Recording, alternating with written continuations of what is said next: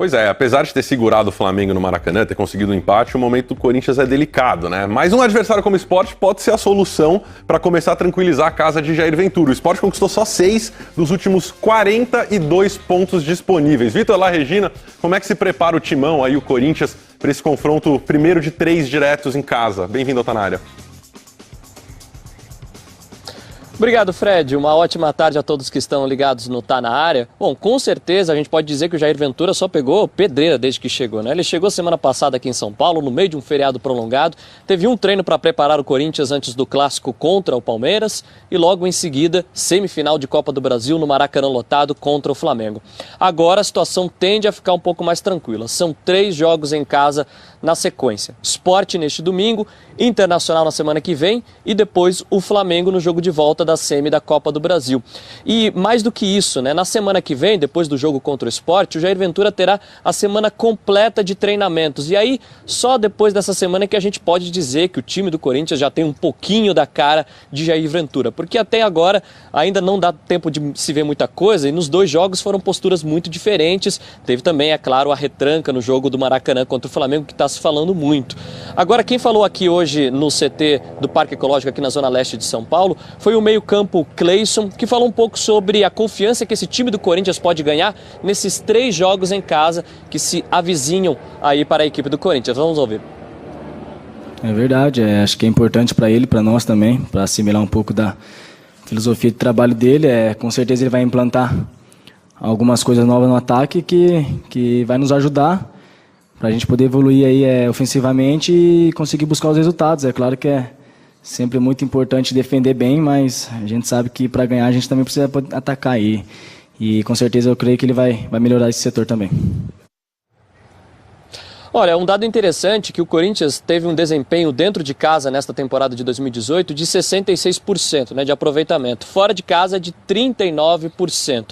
E o Cleison falou um pouco aí sobre novidades no ataque do Corinthians. Aqui no treino que aconteceu hoje aqui nessa sexta-feira não deu para ver muita coisa não. A maioria, grande parte reservas vieram a campo nessa tarde muito fria aqui em São Paulo nesta sexta-feira.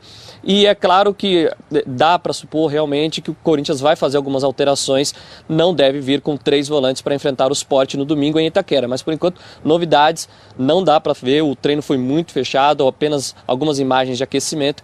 E o Cleison falou um pouco sobre a retranca que está se falando, né, que o Corinthians teve contra o Flamengo na última quarta-feira no Maracanã com 3 volantes. Ele defendeu a postura do Jair Ventura e disse que agora não é hora de jogar bonito, é hora de conquistar resultado e ganhar jogos. Não sei, cara, não consigo te responder o que o Jair vai fazer, mas como a gente já falou aqui, ele vai ter uma semana livre para trabalhar, mas com certeza, com o apoio da nossa torcida, jogando dentro de casa, creio que a gente vai com uma proposta diferente, uma proposta para a gente poder vencer o jogo, claro, e passar para a final. Eu acho que a ideia dele é essa, mas também, se não for, a gente vai para se defender, jogar por uma bola e passar. Acho que o importante é a gente estar na final. Agora não é hora de jogar bonito, é hora de a gente saber reconhecer as limitações e vencer os jogos. Pois é, o Cleison falou bastante também da volta, né, do jogo de volta da semifinal contra o Flamengo. Ele disse, inclusive, nessa entrevista coletiva, que a prioridade do Corinthians para ganhar um título ainda neste ano de 2018 é a Copa do Brasil e, quem sabe, ainda beliscar uma vaga na Libertadores pelo Campeonato Brasileiro. Uma última informação, a situação do lateral direito Fagner, né, que rendeu muita polêmica nesta semana contra o Flamengo. Ele está passando por uma reavaliação médica, né, fisioterapia. Ontem esteve na fisioterapia, hoje também. Agora o Corinthians não informou se amanhã ele deve treinar no campo ou continua na fisioterapia. É dúvida para o jogo de domingo contra o Sport na Arena Corinthians. Pode ser que o técnico Jair Ventura improvise o Gabriel ou o Paulo Roberto na lateral direita para esse jogo de domingo, viu, Fred?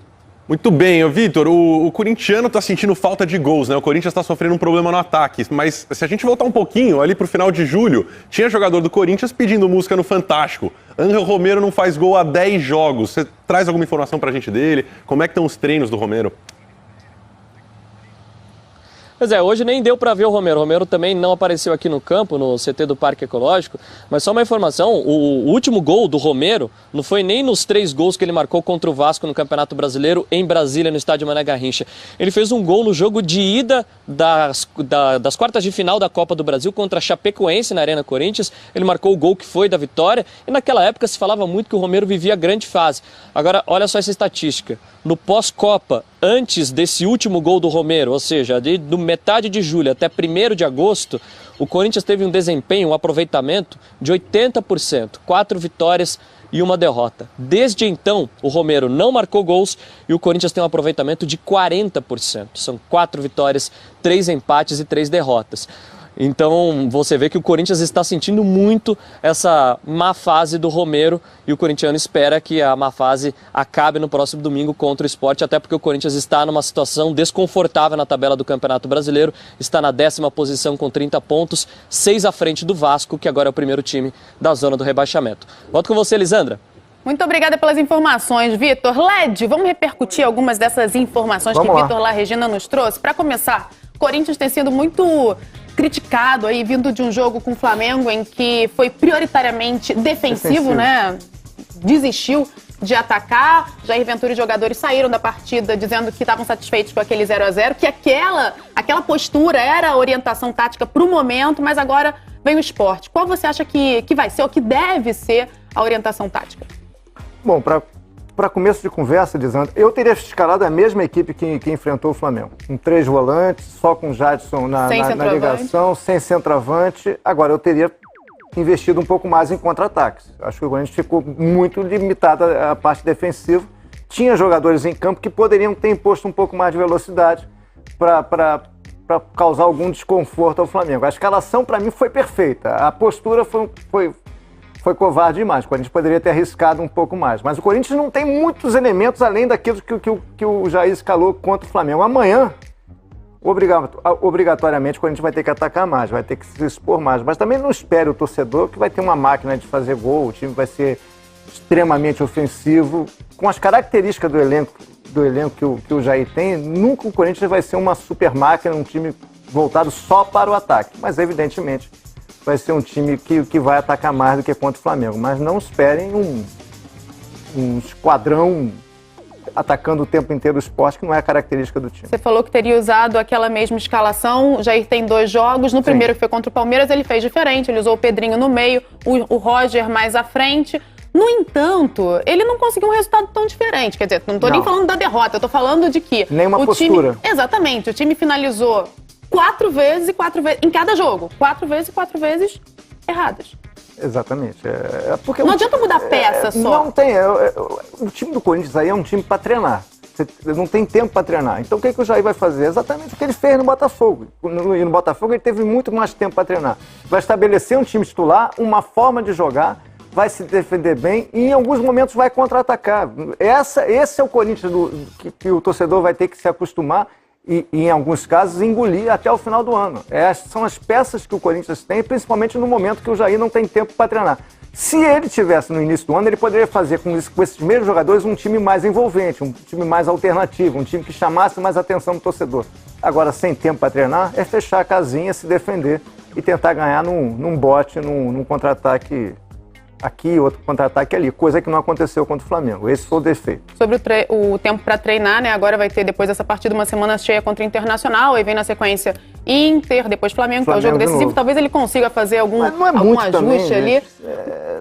Uma semana cheia não é tão cheia. Segunda não treina. Aí ele vai ter mesmo para treinar terça, quarta, quinta, sexta, sábado também treina pouco, vai ter recuperação física. A semana cheia é uma coisa meio ilusória. Se você tivesse 3 semanas assim, 2 pelo menos, ele poderia ter uma evolução tática. Claro que ele vai treinar, mas não é o ideal ainda, essa semana cheia, que não é tão cheia assim. Vou fazer uma pergunta rápida. Fagner, foi uma polêmica a escalação dele no jogo contra o Flamengo, ele vinha 3 jogos sem jogar por causa de contusão, chegou a ser liberado, né, pela seleção, tinha sido convocado, foi desconvocado e agora ele volta a sentir. Que leitura você faz disso? Está na fisioterapia, dúvida para a partida? Falando português, claro, a leitura que eu faço é que não teve nenhuma sacanagem na questão Fagner, Seleção Brasileira e Corinthians.